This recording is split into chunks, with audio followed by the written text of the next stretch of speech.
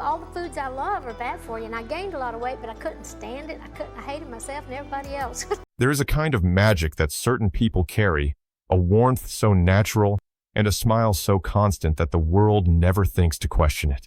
We see the light and assume that light is all there is. We hear the laughter and take it as proof that nothing hurts. And we watch the sequins catch the stage glow and think, here is a woman who has everything, feels everything, and hides nothing. But what if the very brightness of that light was designed, carefully and deliberately, to make sure you never looked too hard at what was standing just behind it? And what if the most famous smile in country music was not a window into a soul, but a door, locked from the inside, keeping the real woman safe from a world that would have consumed her whole if she had ever let it close enough? Dolly Parton has spent more than 60 years giving the world exactly what it wanted: the voice, the laugh, the wit, the look, the songs that somehow reach straight into the chest and rearrange what they find there.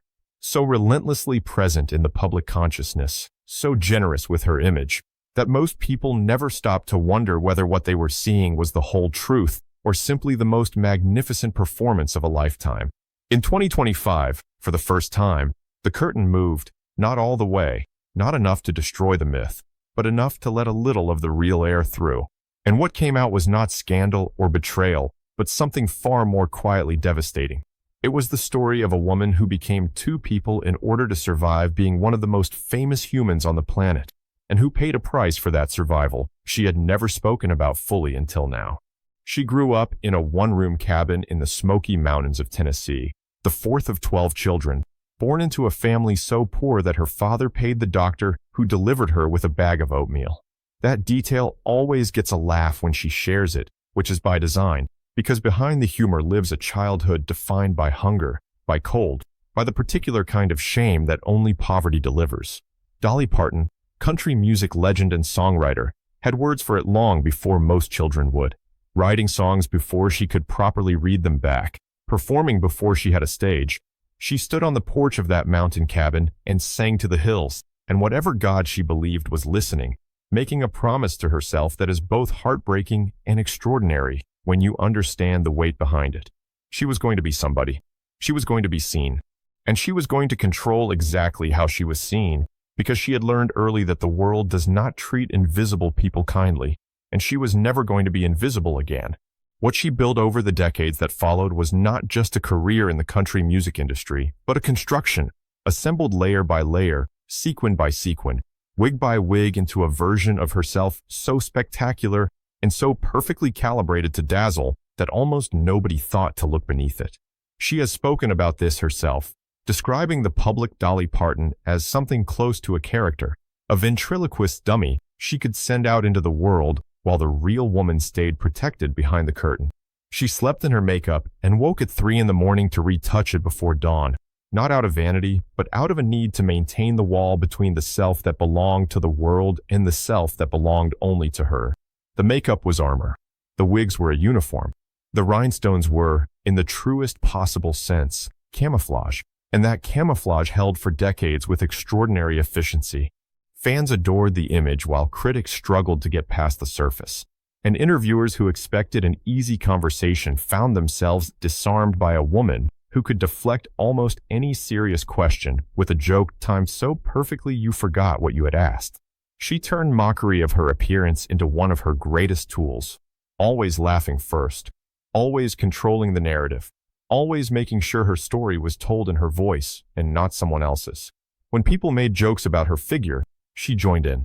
When they questioned her intelligence because of the way she looked, she let them underestimate her.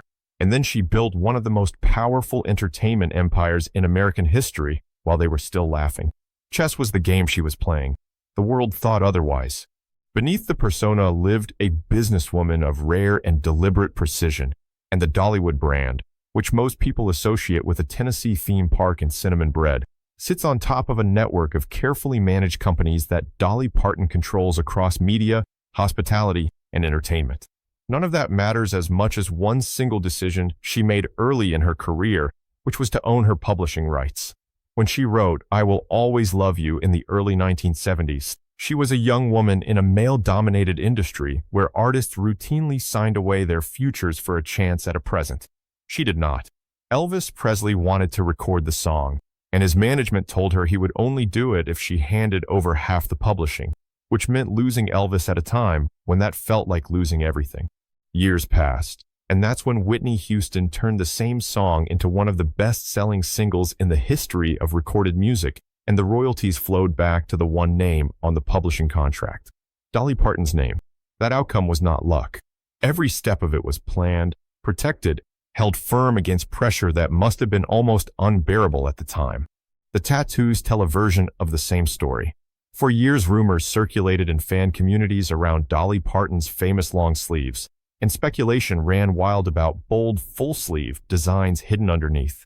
The truth, when it finally came out with any real clarity, was more moving than anyone expected. Yes, she has tattoos, but they are soft and delicate, painted in pastel colors, and almost none of them exist for fashion. Over her life, Dolly endured medical procedures that left scars on her body, including a mark from a feeding tube that she found painful to look at.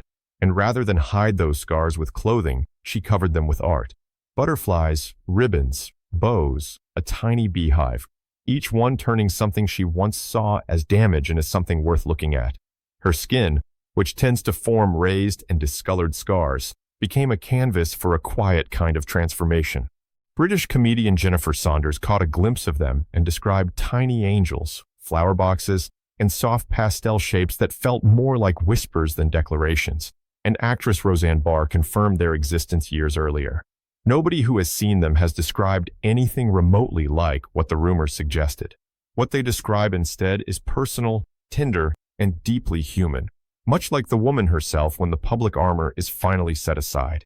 The man who saw all of it, the scars and the tattoos, and the makeup at 3 a.m, and the exhaustion underneath the smile, was Carl Dean, who married Dolly Parton in 1966 in a small ceremony the music industry barely noticed, and spent the next nearly 60 years becoming one of its greatest mysteries. Red carpets, interviews, concerts, award ceremonies, the glittering infrastructure of her public life, none of it ever included him by choice. Early in their marriage, he attended one industry gathering with her, looked at the world surrounding the career she was building, and told her directly never to ask him to come to something like that again.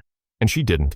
Their partnership survived and grew precisely because he understood something most people in her orbit never did, which was that she needed one place fame could not reach, one person who wanted nothing from her except for her to come home. Carl Dean gave her that, every day, for nearly 6 decades, while the world demanded more and more of everything she had. When Carl Dean passed away in March 2025 at the age of 82, the grief surprised people who had barely known he existed, but those who had paid attention to the quieter parts of Dolly Parton's story understood immediately. His death was not just the loss of a husband. It was the closing of the only space in her life that had never belonged to the public, the private world she had fought so hard to protect suddenly without its guardian. And in the months that followed, perhaps because of that loss, she began speaking more openly than she ever had. The book released in 2025, the long-awaited rock album, the interviews that came with both of them, all of it carried a different texture from anything she had offered before. More honest, more tired, more human.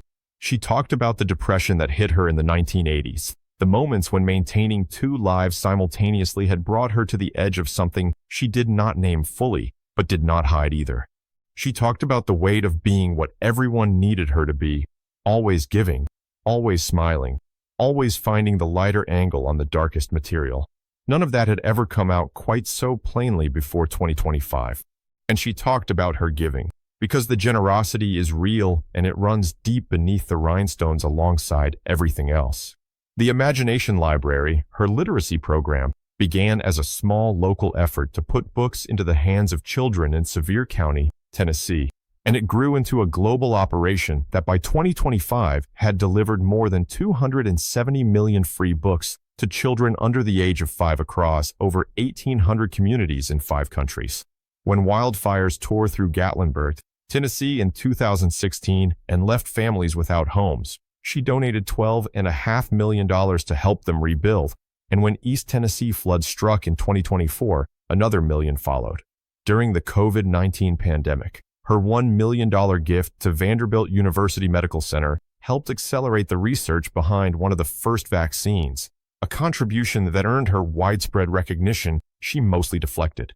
Beyond those larger numbers were the smaller, quieter acts that barely made news, like covering college tuition for Dollywood employees who wanted a better future, or paying for band uniforms at a predominantly black high school, or running a buddy program in her home county that pushed dropout rates down by pairing struggling students with peers. None of that came with a press release. The giving was simply how she operated, rooted in her faith and in the poverty that had shaped her, and she has never been comfortable being called a philanthropist because of it. The price of all of it, the double life, the armor, the constant performance of joy, was something Dolly Parton only started speaking about with full honesty in 2025. In her 1994 autobiography, My Life and Other Unfinished Business, she had admitted to battling depression and even to experiencing thoughts of ending her life during the 1980s. But those admissions had been wrapped in the same disarming candor she used to protect herself, delivered with just enough lightness that the world could absorb them without fully registering the weight. By 2025, the lightness had thinned. What came through instead was the voice of a woman who had spent decades being what an entire industry and an entire country needed her to be, and who was finally, at this stage of her life, allowing herself to be tired out loud. The double life was never born from guilt or deception. When Dolly Parton entered country music in the 1960s, women in that world were expected to stay soft and stay small, and she refused both. Her response was to go in exactly the opposite direction, exaggerating everything. The hair stacked higher, the humor sharper, the curves unapologetic, until she had constructed a version of herself so enormous that no one could fit her into a smaller box. Every wig, every wink, every rhinestone was her way of saying you do not get to write this story. Control was the cornerstone of everything, and the sequins were how she kept it. On stage, she gave the world everything it demanded. Off stage, she reclaimed everything she needed to survive. And for more than 30 years, she walked that line with a steadiness that the people around her rarely fully understood. Dolly Parton, country music icon, Dollywood founder, Grammy Award winner, songwriter, and literacy advocate, gave the world a glittering version of herself to love so that the real one would never be consumed by what loving her required. And what 2025 finally showed, through the book and the album and the grief and the honesty that came after Carl Dean's death, was that the real one had been standing there all along, quieter than her voice, softer than her image, more scarred and more powerful than anything the spotlight ever managed to catch. She turned poverty into a myth of resilience, turned medical scars into butterflies, turned a private marriage into a sanctuary no camera ever penetrated, and turned decades of exhaustion and depression and loneliness into songs that made strangers feel less alone in the dark. We spent 60 years loving the performance. In 2025, we finally got close enough to meet the woman who had been giving it, and she turned out to be, as it happens, far more worth knowing than even the legend ever suggested.